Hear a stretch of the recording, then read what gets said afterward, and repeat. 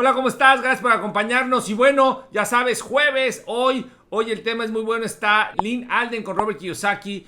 No te puedes perder algo que te va a llamar muchísimo la atención, que tiene que ver con la inflación.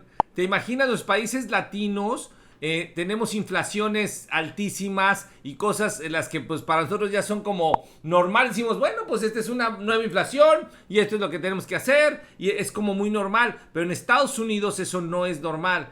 Y parece ser que ahora Estados Unidos va a parecer más a nuestros países latinoamericanos, lo cual no es una garantía, pero en esta entrevista vas a ver todo esto. Así es que ya sabes, prende la campanita, prende las notificaciones, compártelo y recuerda que aquí puedes poner las traducciones y te va a salir en español si no hablas inglés. Toda esta información está en español para ti, para que la puedas ver, escuchar. Todo esto es parte fundamental de lo que hacemos para ti y para que tengas toda esta fuerza y puedas seguir avanzando en todo lo que quieres como emprendedor. Te mando un abrazo, déjanos aquí las preguntas. Tienes preguntas, son bienvenidas y vamos a tratar de contestar todas. Un abrazo, bendiciones. This is the Rich Dad Radio Show. The good news and bad news about money. Here's Robert Kiyosaki. Hey, thanks so much for having me. Yeah, I've enjoyed working with George over the past year as part of his, his membership program, and so, it's been led to a lot of good conversations. Yeah, I mean, well, you remind me of, I'm writing a book again with Jim Records, and the two, you and Records have the same type of, I call you guys fire hoses. I don't know how you guys can come out with so much information so fast. You know, I'm kind of Joe Biden. I have to think for a while, a couple of years. So Lynn, please give us, I understand you're an engineer, but how in the world did you get so smart on the macroeconomic system running the world? I mean, that's what blows me away. That's why I listen to you, because you cannot deliver what you know in an hour. It's impossible, right? I guess I guess two things. One is, if you're passionate about something, then you're more incentivized to dig into it, right? So if you're only superficially interested in it, you're more willing to accept like surface answers or not take the effort to go in. But if something's kind of inherently exciting to you, you're more likely to go in it. So for example, I'm terrible with music. Every time I try to learn an instrument, I can't get the momentum up, and I'm slow. But when it comes to how the world of finance works, for whatever reason, that just clicks with me. So I go deep into the rabbit hole, and because I come from an engineering background rather than an economics background, I like to go down to first principles, down to the numbers themselves, and then try to reconstruct what's happening, rather than kind of taking existing models as kind of my core foundation. So what kind of engineering were you in? Electrical. Holy mackerel. No wonder you're so, no, I mean, electrical guys are the smartest of all the engineers, and no, I'm not kidding, because anyway, I just, it's a complimentary, but I think that's why I think you think in networks, if you know what I mean. You see, when I listen to Lynn talking about macroeconomics, she sees it as this big network. And in fact, I think you think in quantum physics. In other words, I focus a lot on control systems. And so part of my background was building control systems. And so the way that control systems work is if you think of a thermometer, right? So every time it senses the temperature goes too high, it kicks in a reaction response, and then it cools the air. And every time it goes too cool, it kicks in the opposite response and it heats it up. And that's how a lot of macroeconomic systems work. Whenever there's something happening, often policymakers end up putting themselves in the position of the thermometer. So they come in, if deflation's happening, they come in with an inflationary response, and all these different kind of feedback loops. And so the background in control systems kind of goes well with that. So if I could explain why it's Newtonian versus, it's quantum versus Newtonian. Newtonian, Newton's physics was action and reaction, and quantum physics was the bigger picture. What happened if you had this reaction or that reaction? What was the temperature? What happened outside of it? So that's why every time I listen to you, I'm thinking about this in quantum physics versus Newtonian physics. No, because I'm pretty Newtonian. I go up, down, left, right. That's about it. And every time I listen to you, I get this happened or this happened. I'm going, holy man, I got to hang on with it. Like I'm going down a roller coaster, and up a roller coaster. I got to hang on for dear life. But anyway, the question, the Rich Dad audience is like me, pretty slow and stupid. No, not really, but we're not, we don't, we want to keep it simple is what I'm trying to say. So there's some, I notice when you're speaking, the same as George, there's something driving you guys. And it's that drive. Like, I don't know how much longer this financial system can last. And so that's why if we could start from that point, let's start with the end and what you see. What does your crystal ball say? And then you can fill in the, because I think there's something driving you, something driving me too. And I see the end, and I see the end coming. Yeah, so my long-term outlook is to eventually see a higher rate of inflation with a degree of currency devaluation. So basically, the money supply would grow very substantially, and the individual buying power of those currency units would go down pretty significantly compared to a variety of hard assets. And so that's kind of the long-term outlook. And so a lot of the work I do is, the probability of getting there and kind of the path dependency, the different kind of decision points that can lead to get there faster or slower than other potential paths. But you also, one of your programs, you talked about the book called The History of the World or something?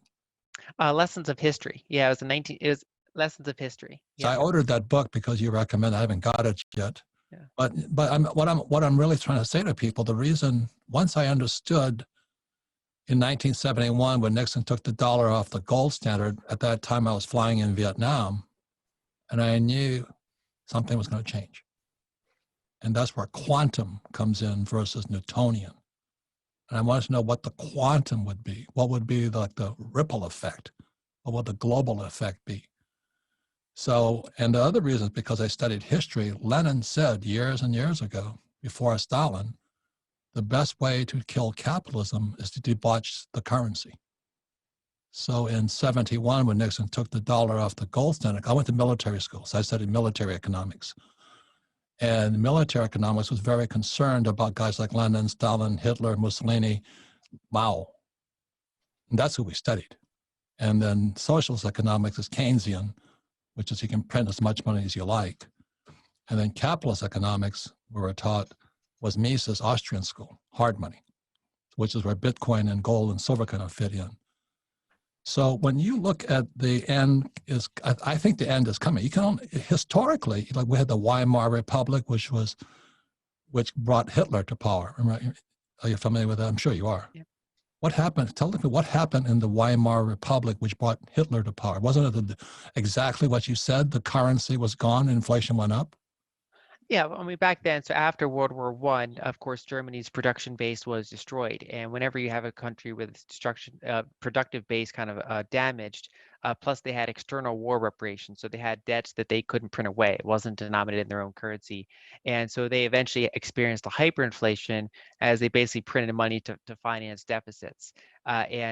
Just because, after losing the war, after having all this, very challenging political and financial situation, you had more and more kind of populism and extremism build up, and then it took a really dark path. But the thing, that's where hyperinflation set in. And the other word you said in there was reparations. And my concern is, I'm not trying to be racist here, but when the blacks, Americans are trying to get reparations for slavery, that's what happened in 1918 with the Treaty of Versailles, was they forced the German people to pay reparations to England and France. And that led to hyperinflation and then the rise of Hitler. So that's kind of, as an old guy and then went to military school again, that's what we studied. So the reason I was excited about you coming on the program is you're a lot younger, but you also understand history.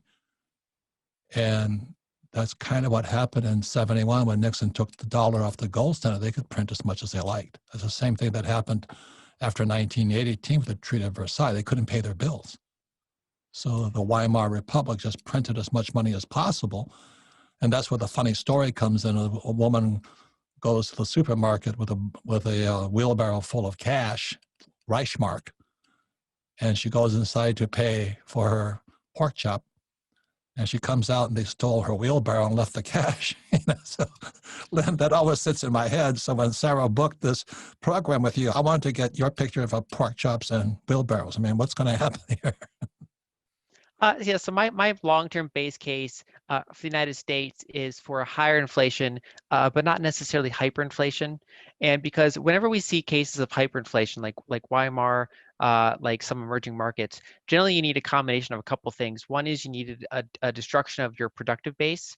And so that happened in the Weimar Republic, that happened in Zimbabwe, and that can be due to a lost war, or it can be due to really bad internal social policies. Is that what's happening in Venezuela today? Yes, exactly. That's another case of hyperinflation happening. And so you have that kind of severe drawdown in the productive base. So they can't make enough goods and services to satisfy their needs. So regardless of how much money they print, the prices start going up rapidly. A second thing that helps contribute to hyperinflation is when they owe debt in a currency they can't print. So a lot of emerging markets today, like Argentina, for example, they owe debt that's denominated in dollars. Whereas developed countries like, Japan, United States, their debts are mostly denominated in their own currencies. And so those hyperinflationary events tend to have those couple recipes. But for example, you often refer to the 1971 period, and that was a case of rapid inflation for the United States, but it didn't reach the levels of hyperinflation because we still had our productive base. We didn't have a collapse in our economy. We just had a really sharp devaluation of currency. And so it was something that the currency wasn't completely obliterated, it was just severely damaged. And that's kind of the outcome is my a base case, I think, going forward over the next decade, is that you could see in developed countries pretty significant currency devaluation. So that's my question. So what's your crystal ball say between 2020 and 2030? Okay, like I make fun of Biden and I call his cabinet the monsters. I've got to entertain myself because I flunked out of school. I was watching TV too much. And, I say when Janet Yellen was head of the Treasury, head of the Fed, and if because we don't know if they made it in, at the time of this broadcast, we don't know if they've made it yet. And if Janet Yellen becomes head of the Treasury, that's separate, the separation between the Fed and the government are gone. They're one now. So we have Lynn Alden, and she is, like I said, that she's an EE, electrical engineer, the smartest of all engineers. She thinks differently. And so when she looks at the current economic system and she studies history, I want to know, how is history going to repeat? That's my question. Are we just like Hitler, what brought Hitler to power, 1933? Or is what's going to happen in America, Zimbabwe? And I was in Zimbabwe when it came down, and today we have Venezuela. And so is the United States repeating, is history repeating right now? So with that, Len, take it away. Yeah, so you talked a lot about destruction of productive capacity, like when you're talking about what happened here in the United States as well. And so on I the think economy.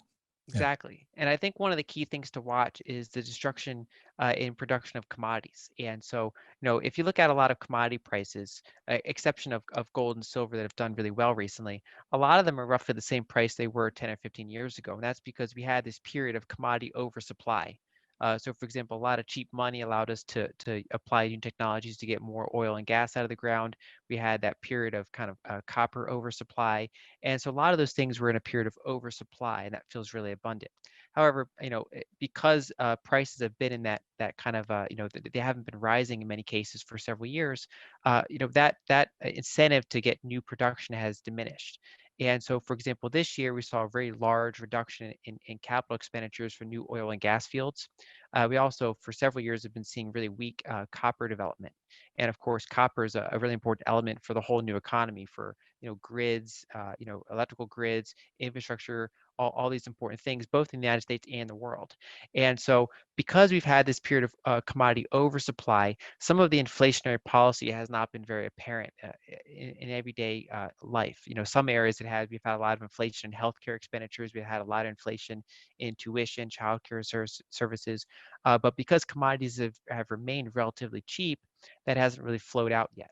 Now, I think a key thing to watch is that going forward, some of the supply for these commodities is getting pretty tight. And when that goes up against very large deficits that are in large part being monetized, you can start to see a general rise in commodity prices. And it's hard to say that's going to be next year or 3 years from now.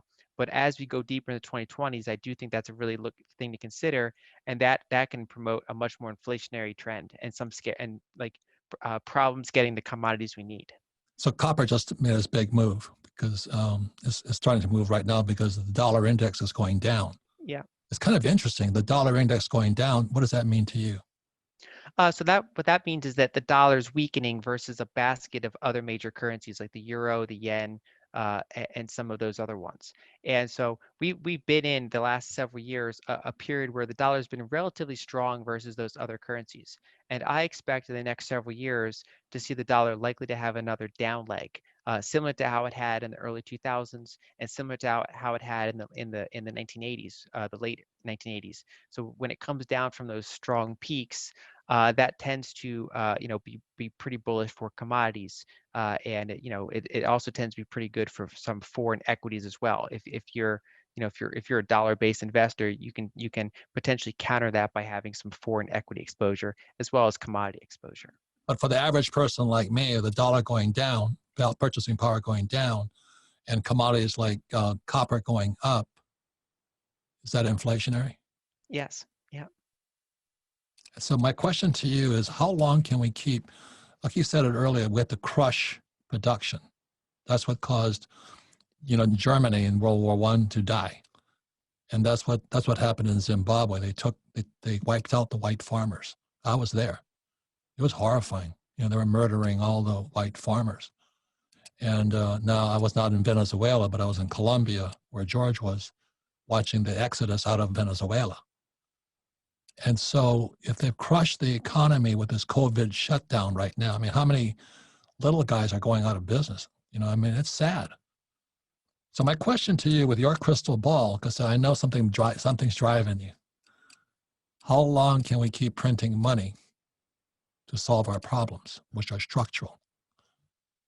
I think as you get deeper and deeper into this decade, so call it 5 years or so, especially because you have to figure out how much they're going to print, when are these commodity shortages going to become acute. But I think as we get roughly to the middle of this decade, I think that's where we start to run into some of these key shortages in things that have felt very abundant for the past 5, 10, 15 years.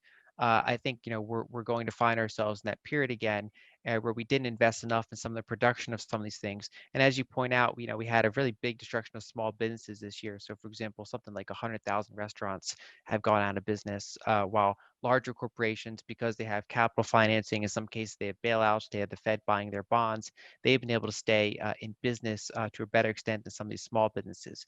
And so I think that a lot of these forces are going to kind of come to a head probably as we get roughly in the middle of this decade would be my best guess. But a lot of it was, you look at Neiman Marcus, they declare bankruptcy. When Neiman goes bankrupt, there's something really sick inside America. But the other question I have for you, because you're more macro also, when you look at China, it appears to me we're at kind of a currency war with them, a trade war with them, because when we lost our production, because we shipped our production overseas to China. So that's another reason we're in precarious position in 2020. So what do you see is going to happen in China with the Chinese yuan and all that? That's my concern. How desperate are they going to get? Because they have to have jobs too. Because if they don't have jobs, you have revolt. Do you know what I mean? They're like a similar problem America is. Yeah, one of the things they're focused on, because they're also, I think, really acutely aware of this potential commodity shortage. And so one thing they've done in the past several years, instead of reinvesting their dollar surpluses, their trade surpluses into buying U.S. treasuries like they used to do, they've been starting to reinvest those dollars into commodity projects around the world. So they're financing oil field development, in Russia, Eastern Europe, Latin America, all throughout kind of Eurasia in general.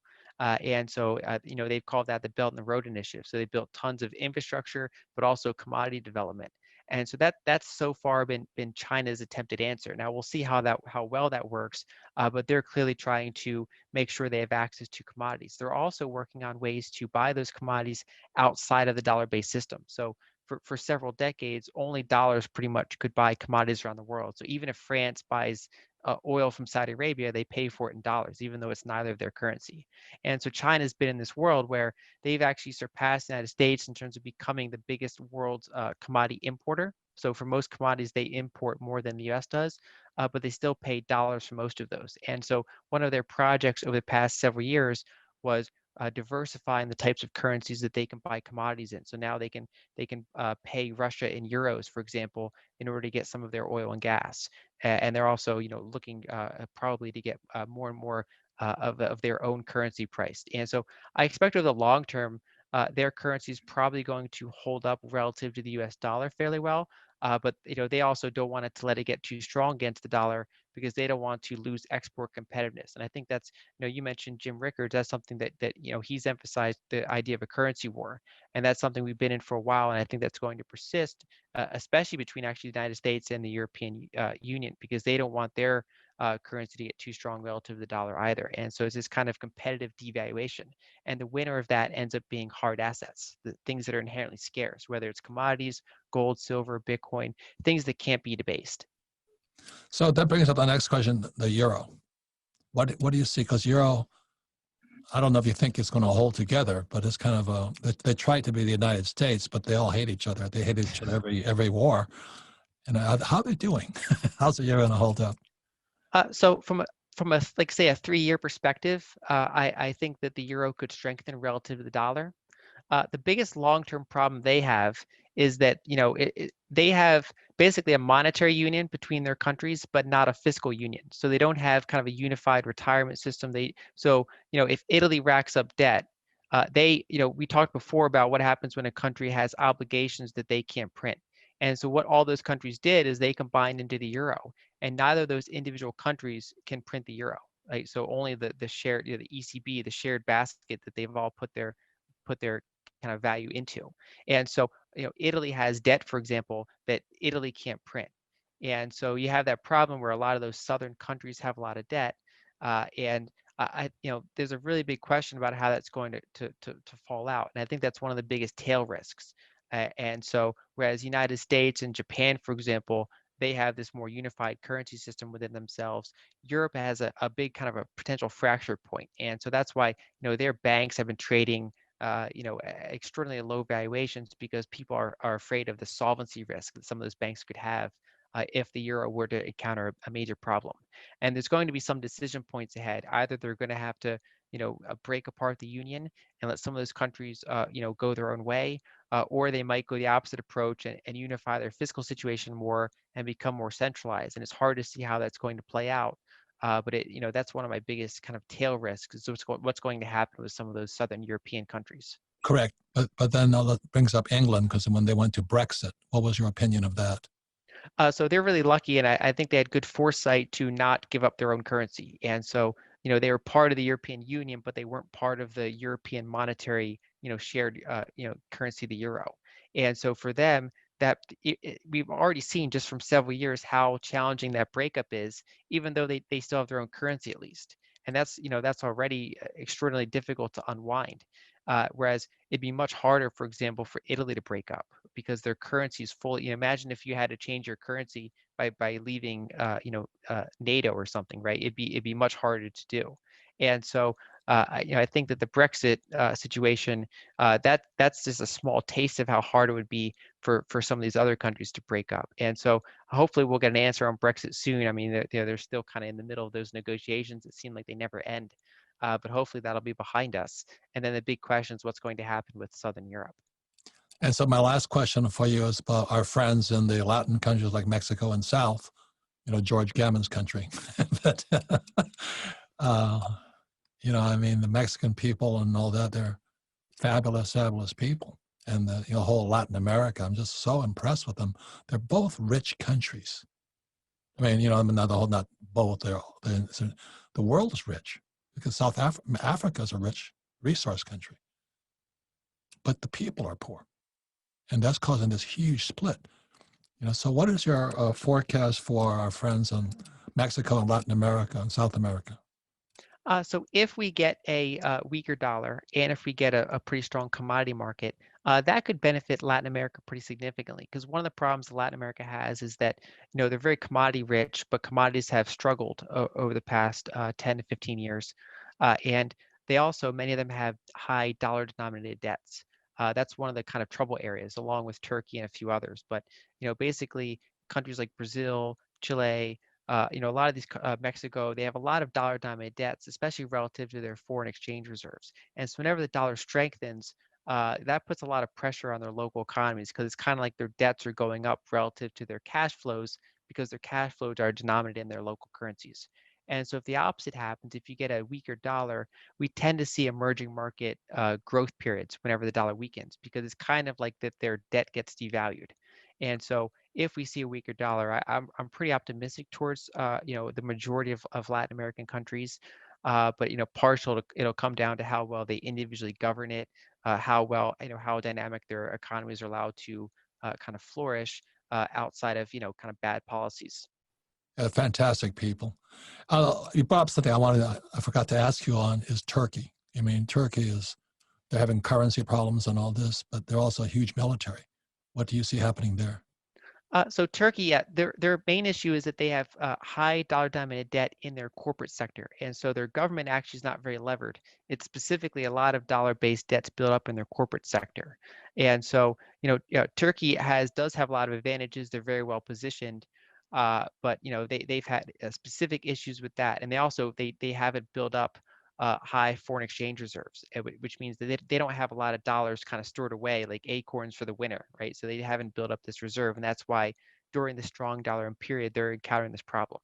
Now, if the dollar weakens, that's kind of like taking the foot off the throat of Turkey, and if they have some good governance, they might be able to come out of that pretty strong. But so they still have they have good demographics, they have good geopolitical positioning. They have a pretty competitive manufacturing base, and the biggest problem they have right now is that all of their dollar-denominated corporate debt that they can't devalue it, they can't print it, and they're kind of subject to the whims of how the dollar holds up relative to other things. We could go on forever, but there's also, I just bring it up. There's also a thing called a euro dollar. This thing is not just Joe Biden getting elected. There's more going on than we will ever know about. And that's why it's fantastic, getting to know you, Lynn, and thank you. I'd like to invite you back.